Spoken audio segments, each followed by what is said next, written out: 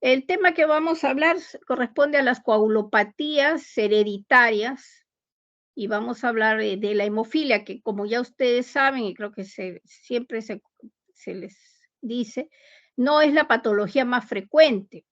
La más frecuente es la enfermedad de von Willebrand, que ocurre en 1 de cada 100 personas, pero el gran problema de la enfermedad de von Willebrand es que solo la tercera parte de los von Willebrand hacen síntomas y pueden pasar desapercibidos, ser mujeres que menstruan abundantemente, viendo a los ginecostetras, y como es una patología no conocida, y más aún las pruebas de laboratorio son muy especiales, muy específicas, entonces pasa desapercibida y en realidad hay un tremendo subregistro. En cambio, la hemofilia, a pesar que es una patología, también no, es 1 de cada 10.000 la población lo tiene, o sea, diríamos, es una población pequeña las que hay en los países, pero la sintomatología, sobre todo en los moderados y severos, se va a dar, y por tanto, en algún momento, a pesar de que al inicio confunden los profesionales los diagnósticos, retardando el diagnóstico y por tanto las complicaciones se van a ir viendo. Sin embargo, en algún momento este paciente va a conocer su diagnóstico, ¿no? Porque la sintomatología es más florida, diríamos, ¿no? Ahora, afecta principalmente a los hombres, porque vamos a ver que su herencia es recesiva ligada al cromosoma X, y se caracteriza pues por sangrados, principalmente en articulaciones, en músculos, en diferentes sitios, algunos con por trauma y otros espontáneos. El gran problema y la zona target de afectación de los sangrados son las articulaciones, y por tanto el paciente si es que no recibe un tratamiento adecuado, va a ir a la discapacidad y también incluso puede haber muerte prematura, ¿no? Por desconocimiento de la enfermedad.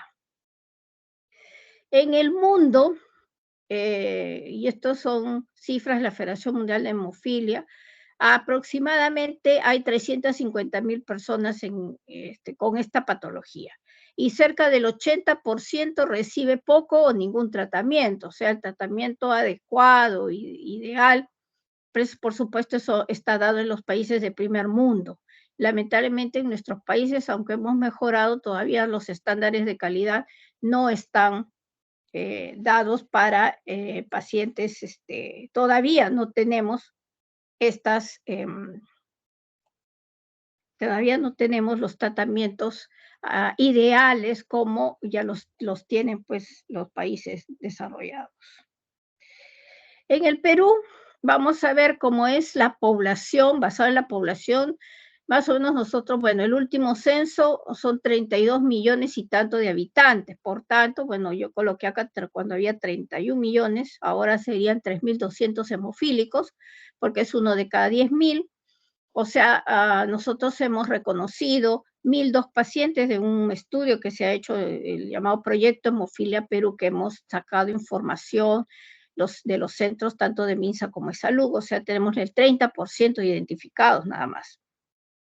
Y la hemofilia es más frecuente, debe haber 2.000 a 2.500 hemofílicos, y hemofilia B 300 a 400, ¿no? Entonces se ve que pacientes con hemofilia A son más frecuentes que con hemofilia B. Hemos visto y hemos dicho que es una enfermedad hereditaria, y la herencia es recesiva ligada al cromosoma X. En el brazo largo del cromosoma X ya se ha aislado el gen que produce el factor 8 y el factor 9. Y por tanto, si en el caso de las mujeres, como nosotras tenemos 2 cromosomas X, si en un cromosoma está el defecto, el otro cromosoma le va a compensar y va a producir factor. Por tanto, las mujeres pueden ser portadoras y no tener sintomatología, precisamente porque el otro cromosoma intacto le va a permitir producir factor. No ocurre esto en los hombres porque, como saben, el cromosoma es XY, el cromosoma X es el defectuoso y el cromosoma Y no tiene el gen que va a producir los factores de la coagulación. Entonces, los hombres son los que van a expresar la sintomatología. Algunas portadoras pueden ser sintomáticas si el dosaje de factor está pues, muy bajo, ¿no? Siempre hay que considerar que esta es una enfermedad hereditaria, entonces cuando hacemos la historia clínica siempre hay que preguntar si existen otros familiares con hemofilia. Puede ser otro hermano, puede ser un sobrino, todo por línea materna. Y al primer paciente que hace la hemofilia y que va a partir de él, porque es una mutación, a partir de ese niño que va a expresar la enfermedad, va a transmitir la hemofilia, tanto el tipo de hemofilia como el grado de severidad. O sea, si ese primer niño de ese árbol genealógico, esa familia es A severa, todo el resto va a ser A severo. O sea, el primero que se presenta con el trastorno va a decidir el tipo de hemofilia y el grado de severidad. Existen dos tipos de hemofilia. La hemofilia A, que es la deficiencia de factor 8, la hemofilia clásica, la hemofilia común, y la hemofilia B, que es el deficiente del factor 9, llamado también enfermedad de Christmas. En alguna literatura ustedes van a revisar la hemofilia C, que la denominan a la deficiencia de factor 11. Esta en realidad ya no se considera hemofilia porque el término hemofilia estaba solo para el deficiente 8 y 9, porque por clínica no podemos diferenciar uno de otro porque tienen la clínica similar. Entonces, podremos hacerlo con el estudio ya del dosaje del factor. Y bueno, decíamos que es uno de cada 10.000 de una población, puede darse en cualquier grupo racial, no hay una predisposición por raza, como por ejemplo si lo podemos ver en la anemia hemolítica, ¿no? La raza negra asociada a la enfermedad de sickle cell, la esferocitosis hereditaria, que es más frecuente en las zonas del Mediterráneo. Acá no, acá puede darse en cualquier grupo racial, social, también solamente se va a ver en relación a la población de un país. Y si divido, ya dijimos, uno de cada 7.500 niños varones tendrán hemofilia A y uno de cada 40.000 nacidos varones hemofilia B. Y la hemofilia prácticamente se ha hecho conocida por la reina Victoria. La reina Victoria, que fue la reina de Inglaterra, y vamos a ver este su árbol genealógico. Tenemos en cuadrado blanco los varones sanos, en cuadrado oscuro los hemofílicos, en redondo blanco son las normales y en media luna son las portadoras. Entonces la reina Victoria tuvo dos hijas portadoras. ¿Y por qué se dice que son portadoras? Porque tuvieron descendientes hemofílicos. Y porque en esos tiempos, incluso ahora es difícil hacer estudio de portadores. Y se entera la mujer que es portadora cuando nace un bebé con hemofilia. Y tuvo a Leopoldo, su hijo con hemofilia, que, bueno, y ahí ven, siguen, probablemente hasta ahora siga habiendo hemofilia en Europa, porque como se casaban entre casas reales, Alice, por ejemplo, tuvo familias con los reyes de Rusia y Beatriz con España, y así progresivamente se fue transmitiendo la enfermedad en todas las casas reales de Europa. Encuadrado final de los zares de Rusia, el Alexis, el niño de 14 años que muere ya víctima de la enfermedad, este niño, las primeras fotografías que se tomaron del daño articular se publicaron y fueron fotos que se hicieron a Alexis. Entonces vamos a considerar que el cromosoma X es el que tiene es donde está el gen defectuoso y va a ser transmitido al bebé y vamos a ver las probabilidades de que una mujer tenga hijos con hemofilia en cada gestación. Y aquí también es parte de la consejería genética, hacer ver a la madre que si tiene ya un hijo con hemofilia, es preferible que ya no tenga más hijos, porque vamos a ver que la herencia se va a dar en cada embarazo. A veces las mujeres creen que porque tuvieron un hijo hemofílico, el otro niño le va a salir sano.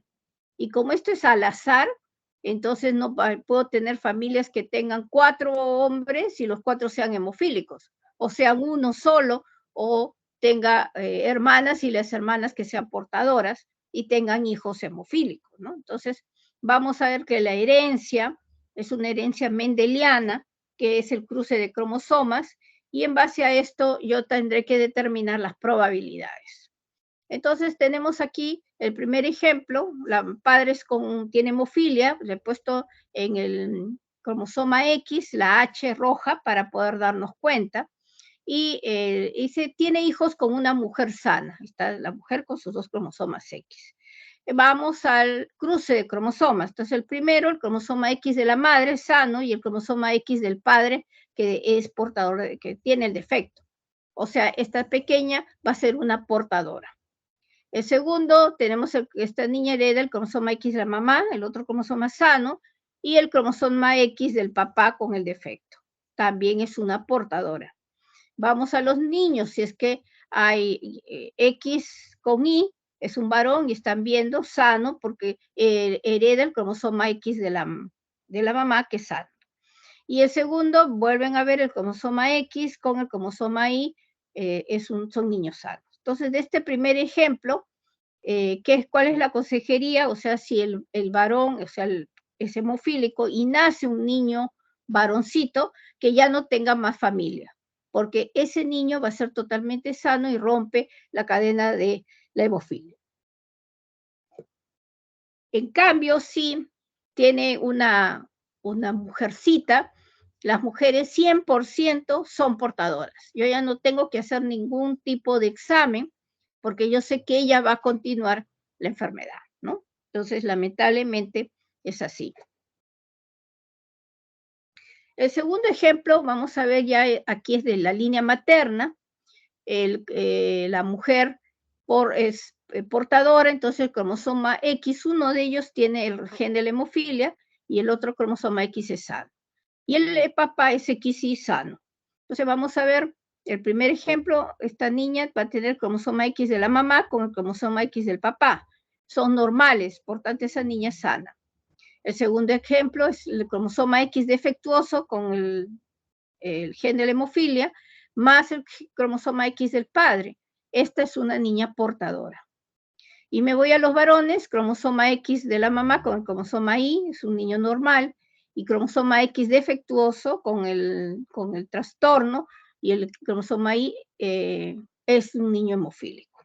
Entonces, aquí decimos que en el caso de que la mujer sea la portadora, vamos a tener que 50% de las niñas son portadoras y 50% sanas. Y en el caso de los hombres, 50% de probabilidad que sean sanos o que tengan la hemofilia, ¿no? El tercer ejemplo, que es el que tratamos de evitar, porque ven la carga es mayor, tenemos que la madre es portadora, entonces tienen uno de los cromosomas X, el H, y el padre es hemofílico, entonces en el cromosoma X se pone la H. Y hago el cruce de cromosomas. El primero tiene cromosoma X sano con el cromosoma X defectuoso del papá. Es una portadora. El siguiente, con el cromosoma X con el gen de hemofilia, y le proporciona el padre el cromosoma X con el defecto. O sea, esta niña hereda las deficiencias de ambos lados. Por tanto, es una niña hemofílica. Y entonces me dicen, ¿hay hemofilia en mujeres? Sí la hay, y este es un ejemplo. Vemos el cromosoma X acá con el cromosoma Y sano, es un niño sano, y el otro es el cromosoma X con el defecto, más el cromosoma Y, es otro varón, pero hemofílico. Entonces, como ven, la carga es mayor, vamos a tener una niña portadora, vamos a tener una niña con hemofilia y un varón hemofílico. La hemofilia en mujeres es idéntica a la hemofilia en varones y los tratamientos son similares. En cuanto a las manifestaciones clínicas, ya las he dicho, o sea, el sangrado articular es lo más importante, se presenta generalmente al año y medio, cuando comienza a caminar y se denomina hemartrosis. Requiere, pues, para que se presente esto, de que tengamos una articulación que se mueva. Entonces, por ejemplo, y que tengan un buen espacio interarticular, o sea, ¿no? Para que se puedan movilizar. Y esto se va a ver vamos a ver principalmente en las rodillas. La columna se mueve en bloque, por tanto, sangrado, que lo que es artrosis en un área de la columna es rarísimo, salvo que haya un trauma previo, ¿no? Hematomas en cualquier sitio y generalmente con trauma. El sangrado de mucosa por cambio de dentadura o caries dentales es también relativamente frecuente. Y las complicaciones neurológicas, que son por una hemorragia intracerebral, sí son peligrosas, hay que monitorizar y controlar muchísimo a ese paciente, o ese hematoma, comportarse como un tumor, una neoplasia. Entonces, afectar, que por ejemplo puede haber un pseudotumor en miembros inferiores, destruye el hueso y causa lamentablemente problemas, ¿no?, que van a llevar pues a la amputación. Y la hematuria es común, es un sangrado por la orina que reposa el paciente, no se tiene que aplicar su factor, porque si se aplica y la sangre está pasando por los uretes, se coagula. Entonces, tener en cuenta esto, y la hematuria basta con el reposo y la hidratación, y de ahí progresivamente va a ir disminuyendo. Entonces, las localizaciones de sangrado en el hemofílico tenemos mucocutáneas, sobre todo más que todo asociado a la cavidad oral, por los cambios de la dentadura de los niños, por las caries, que tenemos serios problemas en esto. Puede haber una hemorragia digestiva si la persona es muy estresada, epistaxis o algunas otras áreas de sangrado. Y internas tenemos subcutáneo, musculares, que es típico el psoas ilíaco, que es un músculo que va desde la región lumbar, atraviesa el abdomen y se va hasta la zona perineal, diríamos. Y este psoas ilíaco está muy vascularizado. Entonces, cuando se produce el sangrado, va a aumentar de tamaño y va a comprimir los vasos, sobre todo sanguíneos, y esto se va a ver a nivel periférico, en las zonas distales. Y sangrados en cualquier área, gemelos, cuádriceps, eso más asociado al trauma, ya que los chicos juegan fútbol y lamentablemente ahí es donde se complica. Hemos tenido también en boca, en las diferentes áreas de sangrado en la boca. Reto auricular orbitales no hemos tenido ninguno. Y pleura tampoco, meningitis menos, ¿no? O sea, son patologías no frecuentes de esa zona, aunque se pueden dar, ¿no? Yo, por ejemplo, tengo un hemofílico con tuberculosis y que hago un derrame, ¿no? Entonces se puede dar estos problemas. Dijimos que la hemartrosis es la manifestación más común y dolorosa, 75% de los hemofílicos la padecen, principalmente moderados y severos. Los leves, si se cuidan, no suelen hacer daño articular, no suelen hacer hemartrosis. Áreas frecuentes, como vemos en el cuadro, el primer lugar lo ocupan las rodillas, casi el 44%, los codos, 25%, los tobillos, los hombros, las caderas sí es muy, muy dolorosa y le impide incluso levantarse y tiene que permanecer en reposo.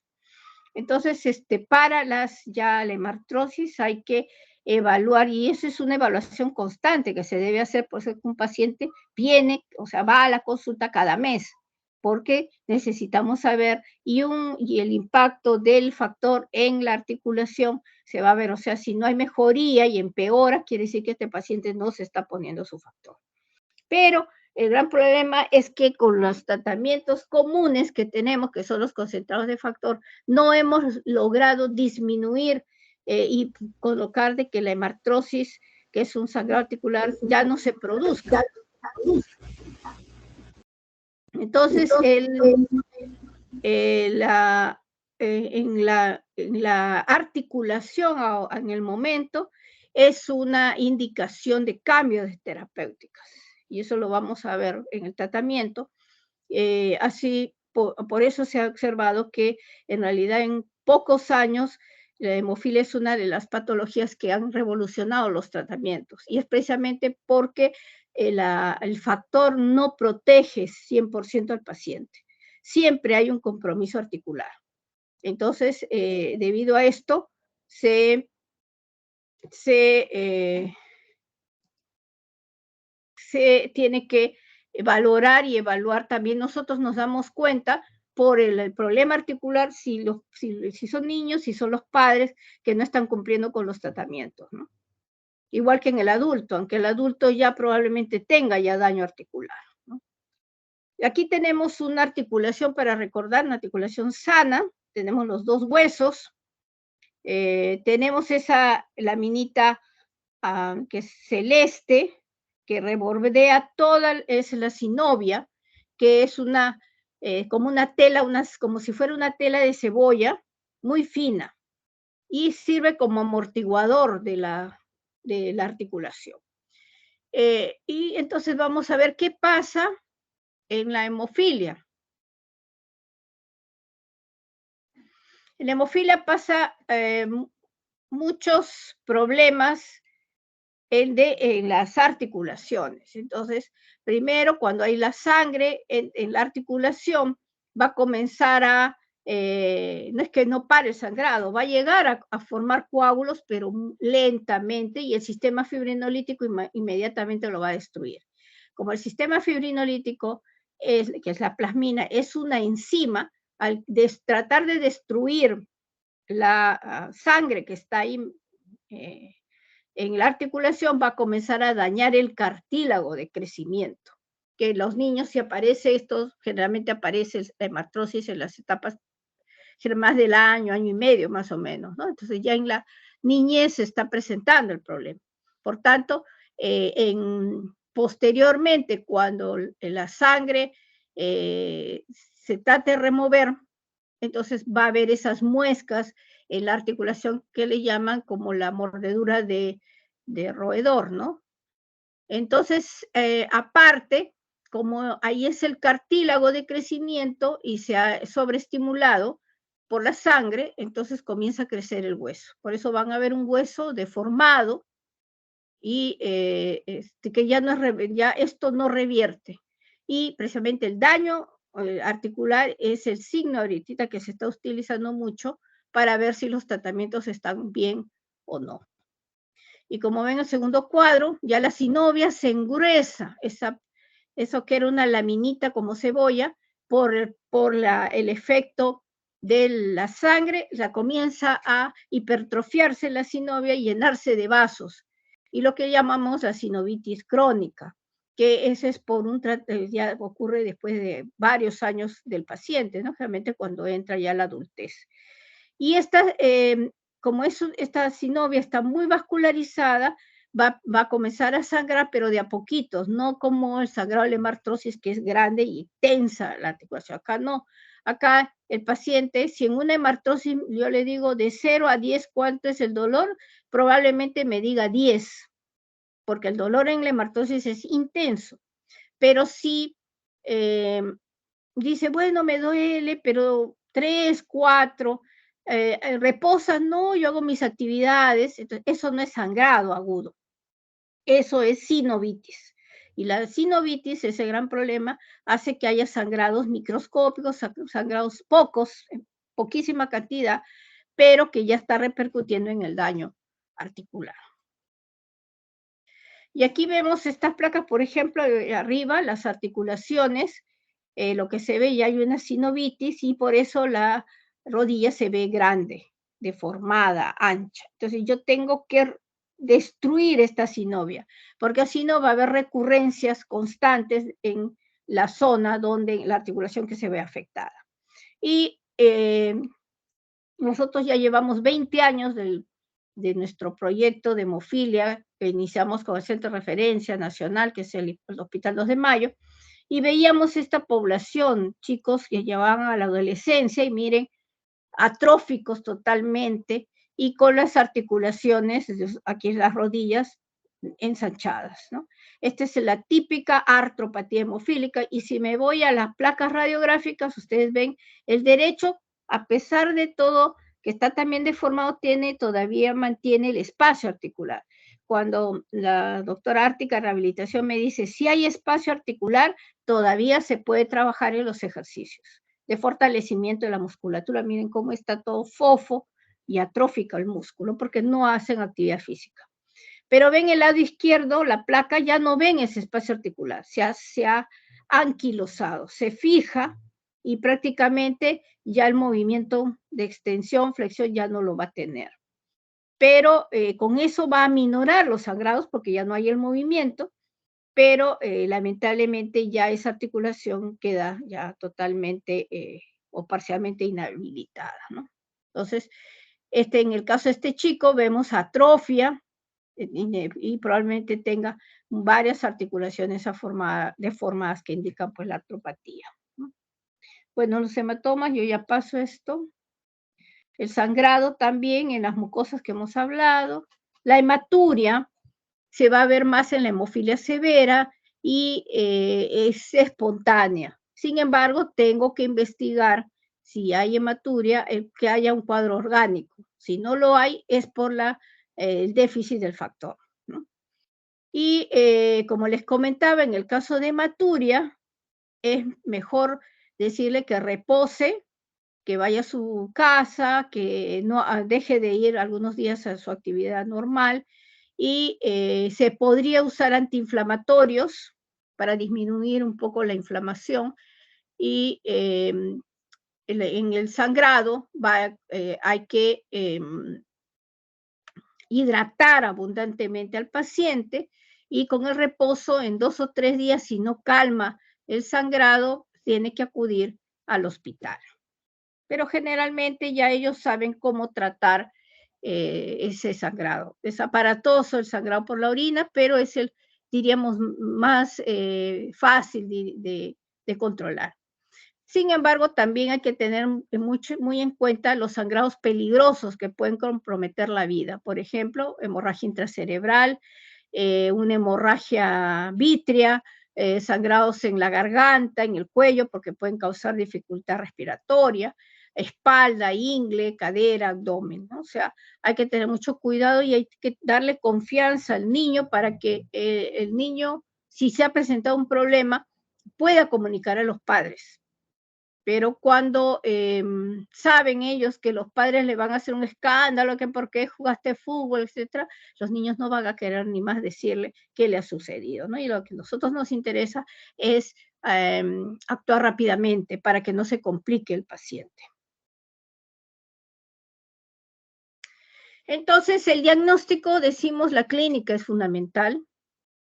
La clínica, si ustedes ven un hemofílico, ya no se van a olvidar. El estudio de la hemostasia, el screening, es el tiempo parcial de tromboplastina activado, que va a estar prolongado, pero me tengo que ir al dosaje de factor para ver el tipo de hemofilia y el grado de severidad, si es leve, moderado o severo. Y también entraría dentro del diagnóstico el estudio de portadoras, pero que, como ustedes saben y les hemos dicho, no se hacen en el Perú. Aquí tenemos el porcentaje de actividad del factor 8 y 9. En los dosajes es similar, es usar la misma técnica, solo que los reactivos son los que van a cambiar. Y tenemos aquí más de 200% de factor 8, se encuentra en estados de hipercoagulabilidad, por ejemplo, en la gestación. Por eso es que en la gestación no podemos hacer ninguna prueba de la hemostasia. Tenemos que esperar un mes, 2 meses, para poder tener más fidedigno el resultado. Entre 50 y 200% hay un rango de actividad normal, diríamos bajo, pero que no va a causarles problemas, normal. Entre 25 a 49% ya es un rango subnormal, se puede ver en el tercio de portadoras, pero podría verse. O sea, si tiene una mujer un hijo hemofílico, no tiene más antecedentes familiares, entonces yo digo, o es ella portadora o el defecto recién empezó en ese niño. Entonces, hay que hacerle estudios a esa paciente pero algunas pueden tener el factor bajo. O sea, si tiene un hijo con hemofilia y le encuentro 30% de factor 8, entonces yo digo así, probablemente es portadora, probablemente, porque ustedes, ya se les ha dicho, hay que hacer un estudio genético que no se hace en el país. Y vamos, después de menos 40%, ya estamos en el rango de hemofilia. Menos de 1% severo, de 1 a 5 moderado y más de 5 a menos 40, hemofilia leve. Y de acuerdo, si esto es importante, siempre dosar, porque me va a indicar el tipo de factor y cuánto tiene, entonces ya etiqueto a ese paciente si es leve, moderado o severo. Bueno, la detección de las portadoras, que ya comenté, es un estudio ya difícil, paso también esto.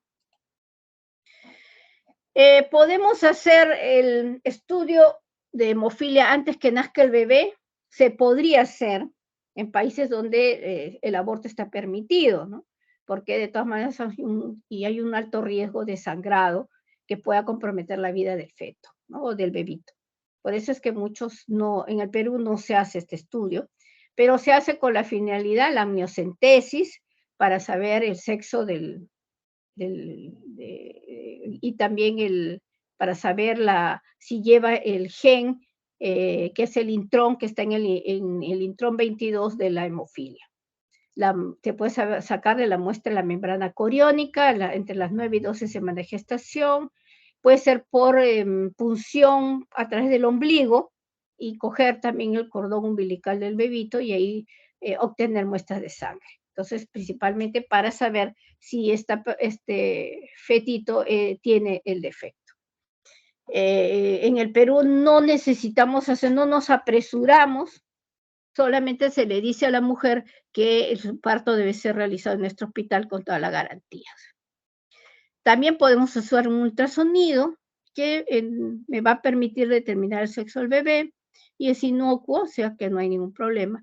Y como yo les dije, yo no me voy a apresurar a los dosajes de factor. Aquí dice que al nacer se puede hacer la hemofilia A, pero la hemofilia B hay que esperar varios meses. En general, yo no acostumbro a tomar el dosaje factor, porque ya hemos tenido casos en que el técnico le ha tomado mal y hace un tremendo hematoma, y sí, ha habido casos en donde incluso, no en mi hospital, pero en otros centros donde al niño se le iba a amputar el brazo, porque hacen el síndrome compartimental, ¿no? Por la extravasación de sangre, y por eso hay que tener mucho cuidado. Entonces, en el tratamiento, plasma y crioprecipitados han pasado a la historia. Ya nosotros, desde que tenemos ya el tratamiento con factor, ya no usamos, o sea, tenemos niños que nunca han visto el plasma ni el crío. Y eso es una gran ventaja porque, como saben, hay enfermedades que se transmiten por la sangre y estas enfermedades son generalmente las de contacto, por ejemplo, el VIH, la hepatitis B, la hepatitis C, que pueden también afectar mucho más al paciente, ¿no? Entonces, ya no utilizamos ni plasma ni crío, porque la donación voluntaria en el Perú es mínima. Creo que estamos en un 2-3%, aunque unos dicen que estamos 5-6%, falso, porque con la pandemia incluso mucho más ha bajado los donantes, no hay donación voluntaria, por tanto, la transfusión yo no sé de qué persona es, por más pruebas que le haga, si tuviera un factor de riesgo y lo dijera, yo excluiría a esa persona, ¿no? Pero lamentablemente se lo recibe por las necesidades. Hasta que surgió el concentrado de factor, más o menos en los años 70, ya en los países del primer mundo comenzaron a usar ya los concentrados de factor, primero plasmáticos, luego vinieron la era de los recombinantes de también el siguiente de vida media prolongada, y lo último ya son anticuerpos monoclonales tipo el emicizumab, ¿no? Que ha revolucionado el tratamiento de la hemofilia, porque lleva la hemostasia normal. Nosotros tenemos 2 niños con emicizumab, es carísimo el medicamento, eso sí, se le da en vía subcutánea, una vez al mes, Y la hemostasia, o sea, son niños que se comprometen y se comportan igual que un niño sano. En cambio, con los concentrados de factor no se puede hacer eso. Por más que recibe factor y vamos a ver el tratamiento, puede ser 2 a 3 veces por semana, no se puede dar diario, siempre hay sangrados. Entonces, por eso es que se están buscando otras alternativas terapéuticas, ¿no? Bueno, los antifibrinolíticos que hablaremos son coadyuvantes del uso del factor, la desmopresina también, y bueno, se está yendo todo hacia la terapia génica o terapia genética. Nosotros ya hemos ganado ya un puesto para terapia génica que empezaremos probablemente el próximo año para hemofílicos B, que lo está haciendo el St. Jude de Estados Unidos, ¿no? Y hemos tenido que, bueno, hemos hecho una presentación grande sobre la situación de la hemofilia, sobre todo de hemofílicos B.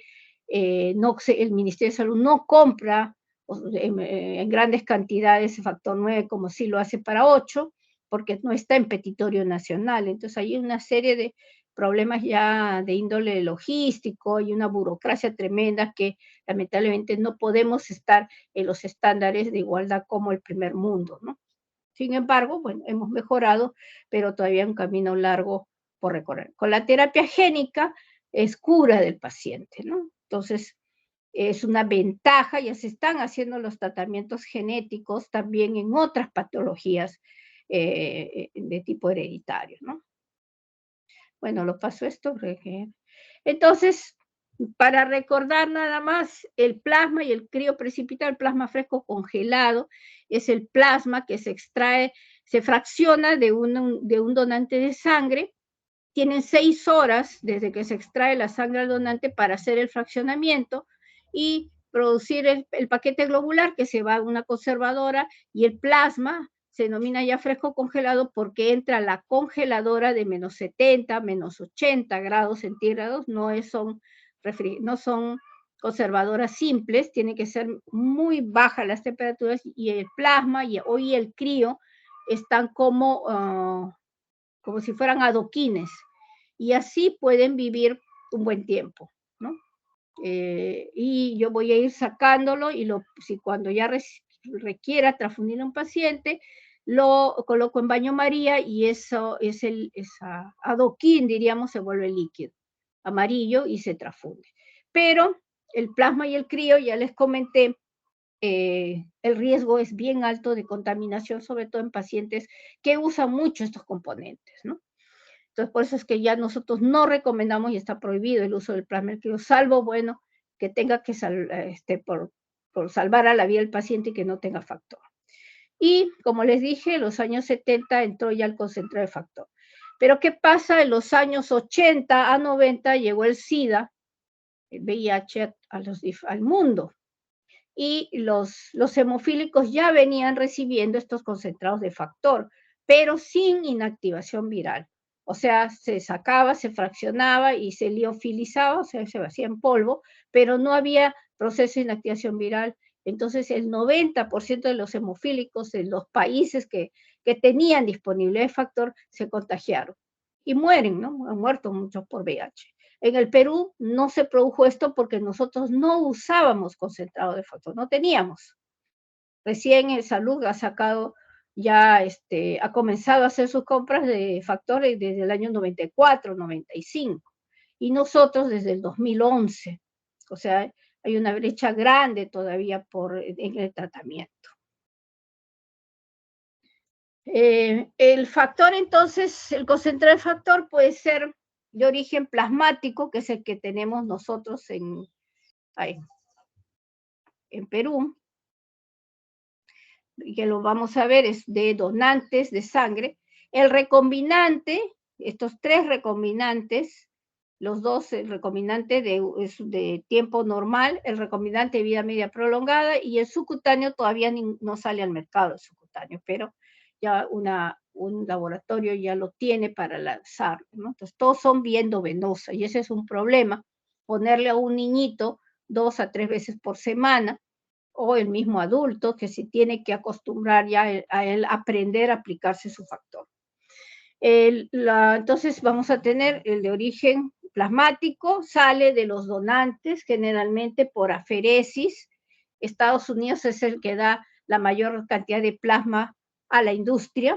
Ese plasma, nosotros en nuestros bancos de sangre, ven aquí la unidad de sangre, y sale el color amarillito, el plasma, de ahí sale el crioprecipitado, lo congelo o ya se transfunde cuando requiera. En cambio, estos de aquí, los sacados de los donantes, solamente es plasma y entran al procesamiento, ¿no? Y ahí salen los derivados de plasma, no solamente de concentrados, sino también albúmina, inmunoglobulina, etc. Hay dos tipos de formas de cómo tratar al paciente. Una de ellas es la forma profiláctica, que es domiciliaria. Se le da al paciente el factor para que se le aplique en sus casas. Y como ven en el niño, este niño se ha preparado su factor y se le está aplicando. A eso en algún momento lo tienen que hacer cuando comiencen a crecer, ya los niños tienen que comenzar a aprender y a perder el miedo, lamentablemente, de la aplicación de factor, porque es endovenoso, definitivamente. Y ideal para niños con hemofilia severa, evita las complicaciones o por lo menos lo hace que se retarde, sobre todo el compromiso articular, y se administra 2 a 3 veces por semana en un rango de 15 a 30 unidades por kilo. Entonces depende si yo puedo decidir si le pongo solo 15 por dosis o si le pongo 30. En mi hospital estamos usando 30 unidades por kilo, pero hemos bajado un poco porque realmente estamos con dificultad con el factor, porque el ministerio no ha hecho todavía las licitaciones. Entonces, reducimos para, sobre todo, ya disminuir el factor. Pero hay estudios, sobre todo de los egipcios, de los hindúes, en donde ellos comparan las profilaxis a bajas dosis, que se les dice, cuando reciben 10 a 15 unidades por kilo, por dosis, a las dosis establecidas, que son más o menos 30%, que ya 30 unidades por kilo. Y se ve que comparativamente a dosis pequeñas también protege de los sangrados, ¿no? Y el otro es a demanda. La demanda es cuando se produce el sangrado y le voy a dar al paciente. Y esto no queremos, pero lamentablemente los pacientes son así, porque va a usarse más dosis y en un tiempo prolongado, ¿no? Entonces, por ejemplo, ahorita tenemos 3 pacientes hemofílicos. Uno vino del Cerro de Pasco chocado, tuvo un trauma que con un fierro se golpeó todo el abdomen y se laceró un poco el hígado. Y ese paciente entró a la cirugía, ya esos son tratamientos a demanda. Hay que llevarlo a la dosis que se establece de acuerdo al protocolo, ¿no? Si es una cirugía, puedo llevarlo al 80%, si es una hemorragia intracerebral o alguna hemorragia compromete la vida al 100%, una hemartrosis lo voy a llevar solo al 30%, ¿no? Pero esto es ya cuando el paciente sangra y no protege contra el efecto de la destrucción de la articulación, o sea, lo que es la artropatía hemofílica. A diferencia del de profilaxis, si el profilaxis es bien llevada, va a protegerlo, incluso ya tenemos los niños que están, ya se nota cuando los padres dan un buen tratamiento porque los niños no recaen y pueden crecer en la medida posible ya sin estos defectos, ¿no? Los criterios de reposición, como comentaba, severidad de la lesión, el grado de deficiencia y la vida media del factor. El factor viene en polvo, aquí lo ven los dos frascos, uno es en polvo y el otro es un líquido. Este líquido se añade al polvo, al liofilizado, y este tiene que disolverse totalmente y tener un líquido transparente, sin grumos. El factor 8 se va a dar entre 8 a cada 12 horas, porque su vida media es más corta que el factor 9, que se puede dar incluso una vez al día, ¿no? ¿Y cuántos días? Dependerá también del grado de la lesión, ¿no? Entonces, el paciente, esta es la otra forma de calcular la dosis. pero para este tengo es más exacta, digamos, el peso, porcentaje deseado, el que tiene, y lo divido entre 2, que es si es factor 8, y no lo divido si es factor 9, porque el 9 lo voy a dar una vez al día. Entonces, si tengo, por ejemplo, un ejemplo, un niño de 30 kilos que ha hecho una hemartrosis y es severo, ya dije, peso, pongo acá 30 kilos, dijimos que en una hemartrosis hay que llevar al 30%, pongo 30, si es severo le pongo 0, o sea, acá es 30, menos 0, 30, por 30 son 900, entre 2, 450. O sea, ese paciente debería usar 450 unidades cada 12 horas. Y si fuera 9, serían 900 unidades al día, en una sola dosis, ¿no? Entonces, esta es otra manera de cómo determinar el factor. Coadyuvantes, la desmopresina, que se puede dar vía endovenosa o vía por spray nasal. Nosotros no tenemos la vía endovenosa, tenemos la de spray. Y más lo estamos usando en la enfermedad de von Willebrand tipo 1. Es raro utilizarlo en hemofilia, ¿no? También se puede usar sobre todo en hemofílicos A leves, ¿no? Porque le ayuda a liberar el factor del endotelio, es su propio factor. Por eso no sirve para moderados ni severos, porque estos pacientes ya no tienen en su almacén grandes cantidades de factor. Y como les dije, para el tipo von Willebrand 1. Los antifibrinolíticos son los que van a impedir que se destruya la fibrina y que la fibrina viva más, y así el tapón sea más fuerte y el sangrado se detenga. Tenemos el ácido epsilonaminocaproico, no hay en nuestro país, salvo algunas donaciones que nosotros hemos sostenido. Lo que sí tenemos es el tranexámico, que se usa muchísimo, incluso especialidades que no son de hematología usan el tranexámico, se puede dar por tabletas, se puede dar endovenoso, siempre el endovenoso en infusión, no directamente, sino se diluye en 100 cc y pasarlo lento porque incrementa la presión intracraneal y puede causar cefalea y vómitos, ¿no? Entonces, nosotros sí usamos muchísimo el ácido tranexámico para tratar de aminorar se controlan con esos sangrados pequeños, se pueden controlar a través del tranexámico, ¿no? Sin necesidad del factor. Los antiinflamatorios, como les dije, no solemos usarlo. Yo solo lo uso cuando estoy frente a una sinovitis crónica, porque hay un proceso inflamatorio ahí, ¿no? Pero en el caso de la hemartrosis, algunos colegas le indican incluso corticoides y no tiene sentido porque la hemartrosis, la sintomatología es por el sangrado, entonces ahí yo priorizo aplicar el factor para que pare el sangrado, porque lo restante, el corticoide, el antiinflamatorio no va a servir porque es en la sangre. En cambio, sí en la sinovitis, porque es una inflamación de una membrana, ¿no? Hasta esperar qué otro tipo de tratamiento voy a dar, porque la sinovitis ya es un tratamiento, se denomina sinovertriosis. La sinovertriosis puede ser por artroscopía, que ya no lo usamos, ya no se usa en el mundo porque es muy agresivo, es meterle el tubo, la articulación prácticamente la destruye, y limpiar, sacar toda esa sinovia. El otro, que sí es el tratamiento mundial, es mediante el uso de radioisótopos. Se introduce en la cavidad oral, la cavidad articular, y la finalidad es destruir la sinovia. No la tenemos en el Perú porque como es una sustancia radioactiva, es una sustancia controlada y no se han logrado los permisos para que sean traídos. Entonces usamos la sinovertriosis química.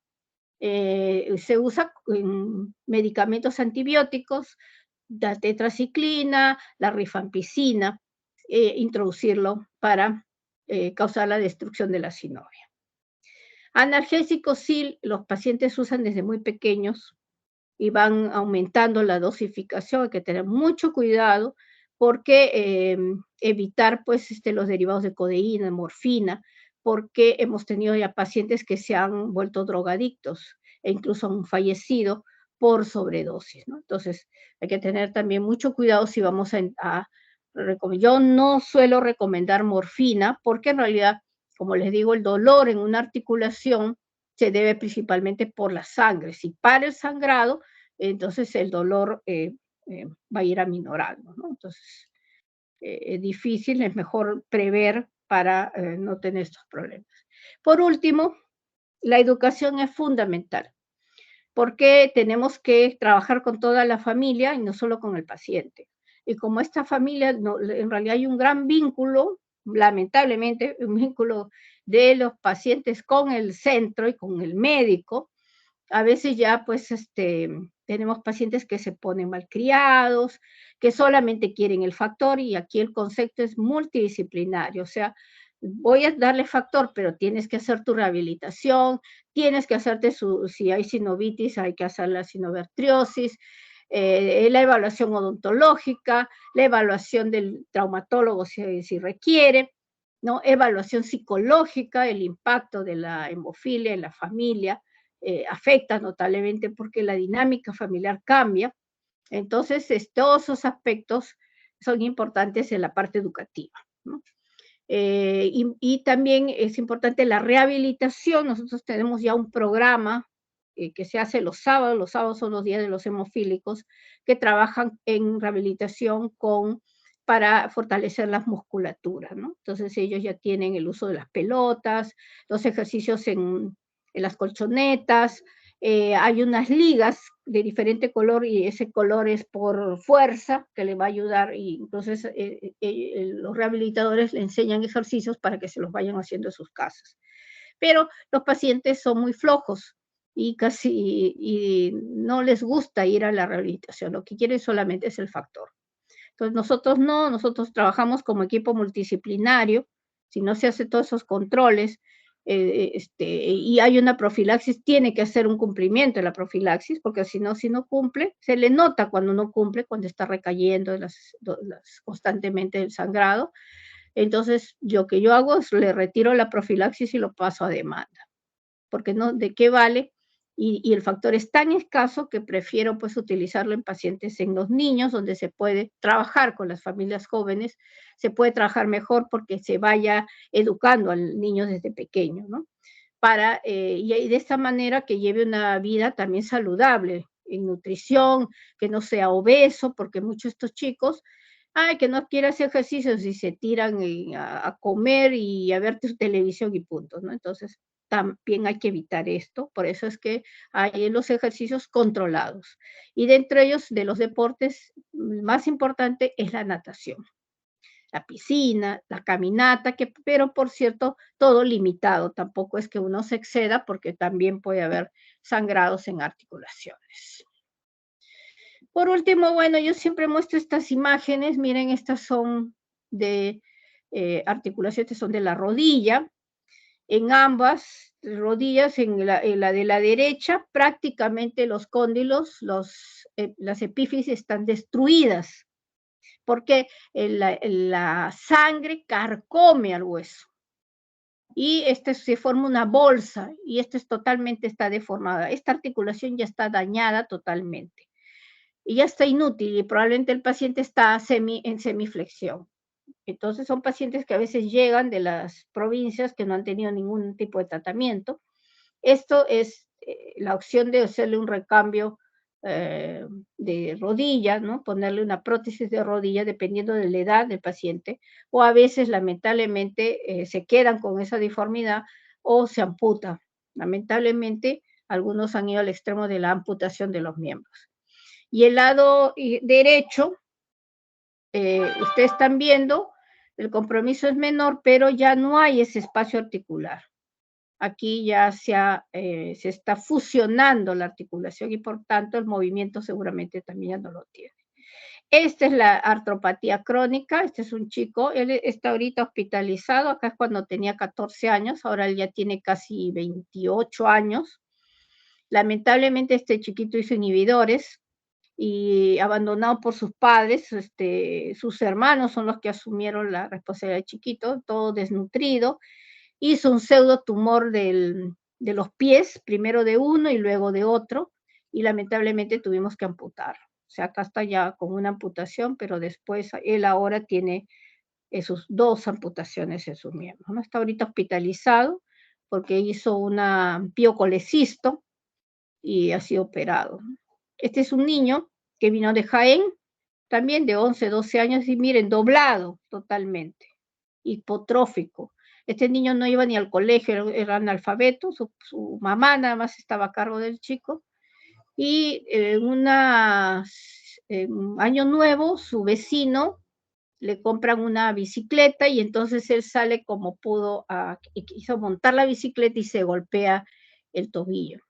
Y como en Jaén no hay nada, se forma, miren, parece un globo, y la sangre actúa como un destructor, destruye la articulación.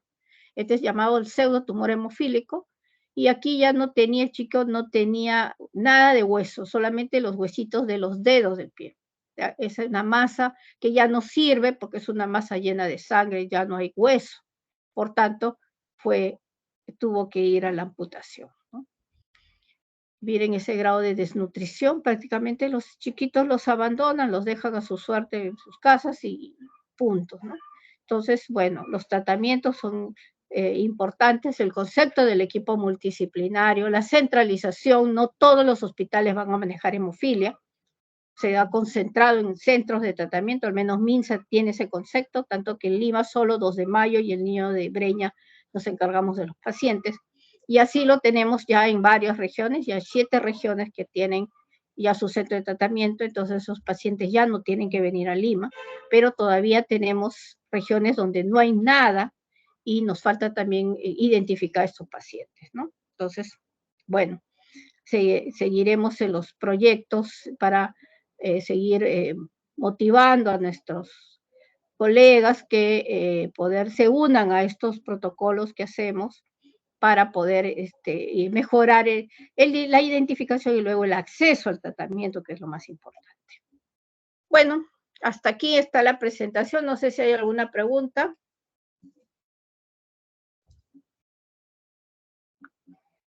Doctora. Sí, te escucho. Buenas tardes. Usted mencionó el tratamiento es sinoartrosis, creo. Sinovertriosis. Sinovertriosis. La verdad que no le llegué a terminar de entender bien. ¿En qué momento se aplica ese tratamiento, doctora?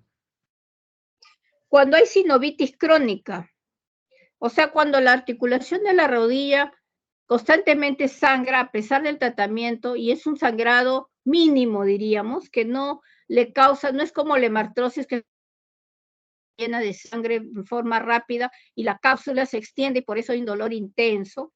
Acá no, aquí la membrana sinovial se hipervasculariza y eso hace que de poquito en poquito sangre. Entonces el hemofílico dice, le digo de 0 a 10, ¿cuánto es el dolor? Si es una hemartrosis, el paciente me va a decir 8, 10, pero si es una sinovitis me va a decir 3, 4. Es un dolor pero constante y le dificulta el realizar sus actividades normales. Él trabaja, estudia y todo, pero con el dolor. Entonces, lo que se hace es introducir una sustancia en la articulación para destruir la sinovia y de esta manera disminuir los sangrados en la articulación, ¿no? Que generalmente es una articulación la que se ve más afectada. Entonces, se usa radioisótopos, que eso es lo ideal, pero nosotros no, nosotros usamos como si fuera la misma medicación que se usa para la sinergia de la pleura, o sea, puedo usar rifampicina, podemos usar tetraciclina. Hay ya los protocolos para determinar la dosis por rodilla, por articulación, porque en la rodilla es la más grande, pero en codo, se puede hacer en tobillos, o sea, depende del daño, en dónde se encuentra el mayor daño, ¿no? ¿Y cómo hago el diagnóstico de sinovitis? Por una ecografía de articulación. Y eso también tienen que ser expertos que se hayan capacitado en el uso del ecógrafo. Actualmente nosotros le pedimos a reumatología, tenemos el colega, el doctor Seferino, que hizo un stage en México expresamente sobre ecografías articulares, y él nos hace el informe. Si hay sinovitis crónica, ya procedemos, rehabilitación es quien está haciendo las infiltraciones, se hace una vez por semana, entre 4 a 6 sesiones, ¿no? y después de un tiempo se vuelve a hacer la ecografía para ver si se destruyó totalmente la synovia, ¿no? Entonces es un protocolo ya para aminorar los daños y sobre todo el malestar, ¿no? O sea, el tener un dolor constante todo el día le va a dificultar pues trabajar adecuadamente, ¿no? Entonces con esto aminoramos el problema, ¿no? Por lo menos. Doctora, en este caso, bueno, si destruye la synovia, también va a limitar la movilidad del paciente también. No, ya está limitado, porque el paciente que tiene sinovitis es una rodilla que, por ejemplo, si es rodilla, está ya probablemente ensanchada, en semiflexión, ¿no? Definitivamente ya tiene el daño articular, porque para hacer la sinovitis se produce por reactividad de la sinovia frente a la sangre. Esa es la sangre, hace que aumente y se vascularice, ¿no? Entonces ya hay una articulación que se encuentra dañada, ¿no?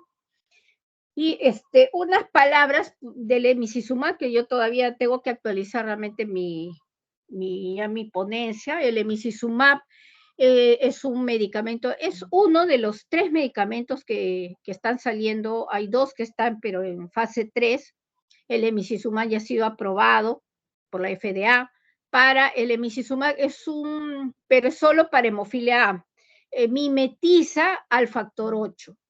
O sea, es como una escalera donde están todos los factores de la coagulación y una parte de una escalera no existe, el piso de esa escalera, porque falta el factor 8. Entonces, al faltar ese espacio, el factor 9 no puede activar al 10, porque no tiene el espacio. Entonces, ahí es donde interviene el emicizumab. El emicizumab es una molécula que entra y se junta al factor 9 activándolo y al factor 10 activando. Entonces, el 8 ya no lo necesita, lo reemplaza el 8. Con esto, el emicizumab, la ventaja del emicizumab es que logra que la hemostasia sea normal, lo que nunca vamos a ver en un hemofílico que use factor, incluso si usa factor recombinante, porque eso es que también quiero decirles, el recombinante y el plasmático, los dos son similares. La respuesta al tratamiento es idéntica, no hay variación. La única en el que el recombinante se usa es por la seguridad, porque ya no interviene el donante de sangre, se cultiva el gen del factor 8 o 9, se cultiva en células que pueden ser de riñón humano o del hámster chino. De ahí sale recombinado. O sea, ya es manipuleo genético, es por laboratorio. A diferencia del plasmático, que se obtiene el plasma y se hace proceso de inactivación viral. Entonces, como constantemente aparecen enfermedades y que pueden ser transmitidas por sangre, entonces, ¿cómo sabemos que ese factor? Por supuesto que se le hace doble inactivación viral, tanto para virus envueltos como no envueltos, pero siempre hay el temor. Y los de primer mundo, pues ellos, dicen, no, el recombinante. Ahora están reemplazándolo ya por el emicizumab, que inicialmente se hizo para hemofílicos con inhibidores, y después, ahora ya están haciéndolo incluso, ya están viendo pacientes del inicio para la aplicación del factor, ¿no? Del emicizumab, ¿no? Entonces, es probable que ojalá que este factor o este anticuerpo monoclonal sea de mayor accesibilidad, porque se ha visto que es totalmente diferente al factor, ¿no? Y la protección que da al hemofílico prácticamente lo lleva a la hemostasia normal. Entonces es una molécula que está ya, ha entrado con fuerza. Hay otra que afecta otras ya vías de la coagulación, ¿no? O sea, ya no es solo factores de la cascada, sino ya hay otras vías, ¿no? Entonces hay una renovación realmente de los tratamientos y bueno, todo está yéndose hacia terapia génica, ¿no? En la terapia génica ya el gen se va a introducir al paciente a través de un virus latente, que es un adenovirus. y el virus entra y va a liberar el factor, y el factor se va a ir al hígado, y es el hígado el que va a comenzar a producir su propio factor, ¿no? Entonces ya hay protocolos, pero el costo pues, de un tratamiento génico llega a $1 millón, ¿no? Entonces es un poco, bueno, los del primer mundo lo están haciendo, pero como está todavía en fase de estudio, lo están haciendo con países en vías de desarrollo, ¿no? Entonces, nosotros hemos postulado nuestro centro para déficit de 9 y ganamos, o sea, somos 3 centros que ahorita estamos a la espera. Este año se está produciendo las moléculas y de ahí ya nosotros ya tenemos seleccionados los pacientes, y estos pacientes van a viajar a Estados Unidos, van a estar un periodo allá en el St. Jude aplicándose la primera fase del tratamiento. Yo no sé cómo va a ser, no se nos ha todavía informado cómo es el protocolo, porque todo es por confidencialidad. Recién están ellos preparando los productos y bueno, desde ahí ya tendremos que, en base a la valoración, qué pacientes van a ser llevados, ¿no? En la primera fase va a ser allá en Estados Unidos. Pero es una interesante, porque nosotros vamos a poder ver qué diferencias hay con los otros tipos de tratamientos, ¿no? Bueno, chicos, terminamos aquí. Los que hicieron la exposición, no se olviden de mandarme toda en una sola exposición, todas sus exposiciones, para poder ponerles la nota. ¿Ya? ¿Ok? Nos estamos entonces viendo en algún momento.